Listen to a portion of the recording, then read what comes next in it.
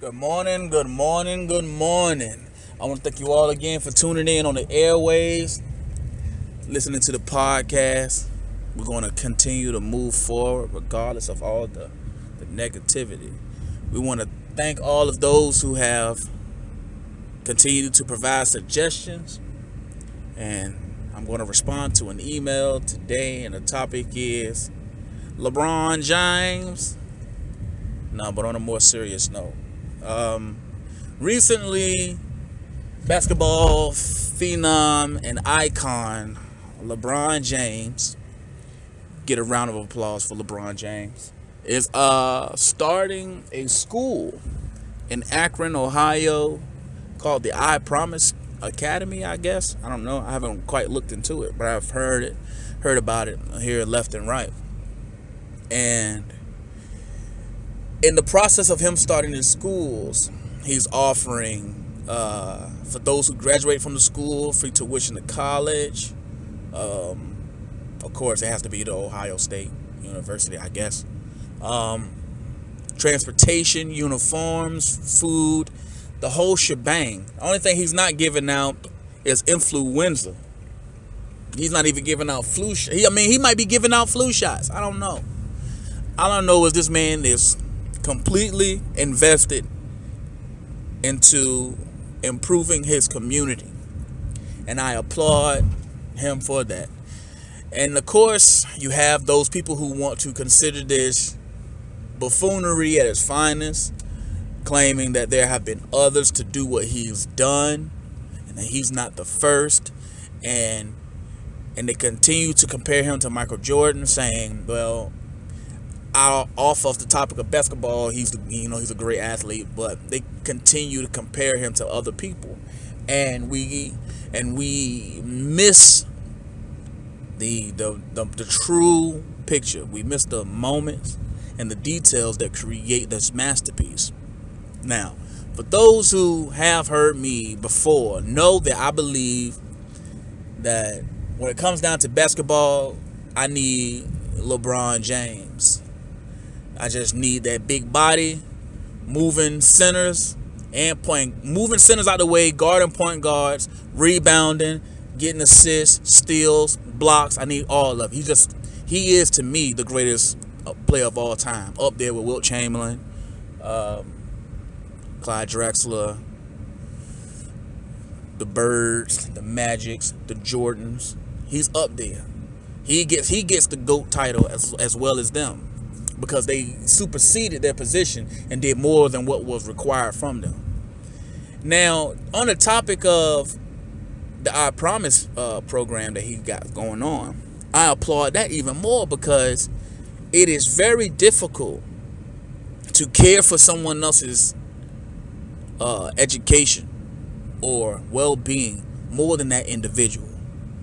And when it's generational of non-caring, of people not caring about themselves, there's no way, shape, form, or fashion that you can get through to these people, because they simply don't care, and they don't see a need to care. And we have certain institutions put in place to keep people from caring. I know that the welfare programs were not started by the government, but somehow they ended up into the government's hands, whichever program you want to call. They all did not start off as a governmental program, but somehow the government got their hands on it. And now people are solely dependent on their government for everything, not only for food, financial stability, but health and education.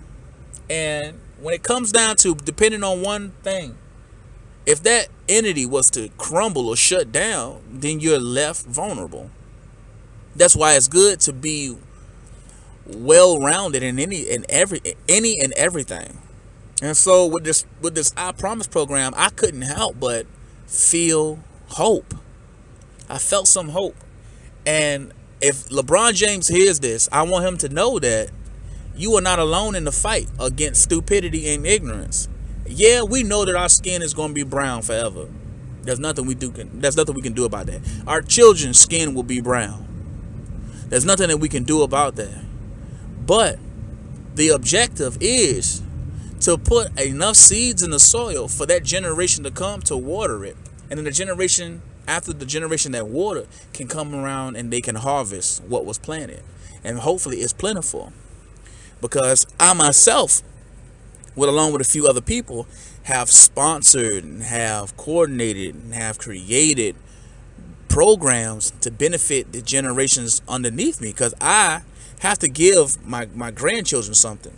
I have to give my children something, and I have to give my grandchildren something. I can't just do it for my kids. I got to do it for my grandkids. And I have to do that with my young self right now. I have to put my mindset at that.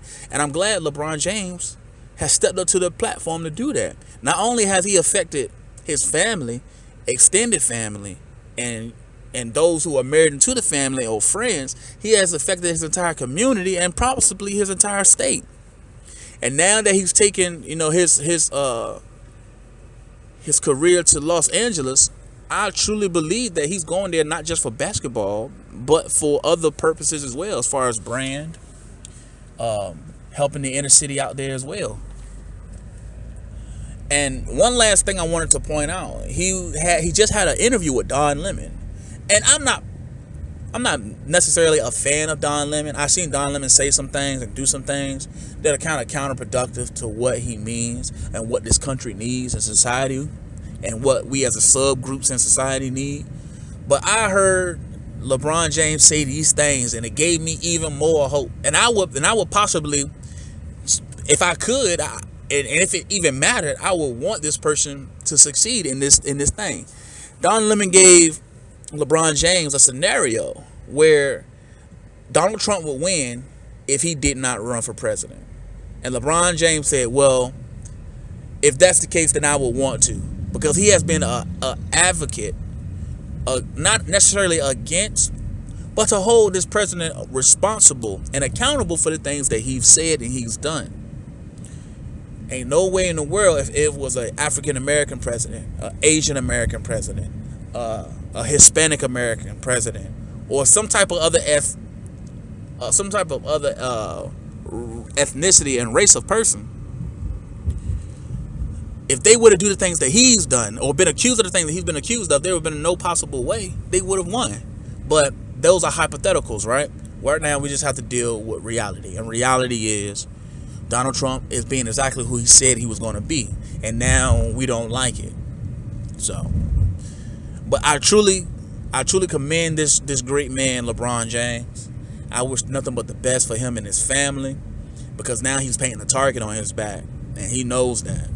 And so, if this man is to follow through with his dreams and everything's supposed to flourish the way he do, he gonna go down in history. He's gonna go down in history as one of the Frederick Douglasses and Harriet Tubmans and W.E.B. Du Bois and the Kings and the Malcolms. That's what he's gonna come down to. Yeah, you have your subgroups in those, but he's gonna go down as one of the most memorable names. Let me know what you think in the comment section below. If you enjoyed the content, give it a thumbs up. If you didn't, leave a comment in the comment section. Make sure you hit me up in the email. Send me your suggestions. If you haven't subscribed, go ahead and subscribe. Hit that bell icon so you can be notified as soon as I drop another video. You guys have a great day.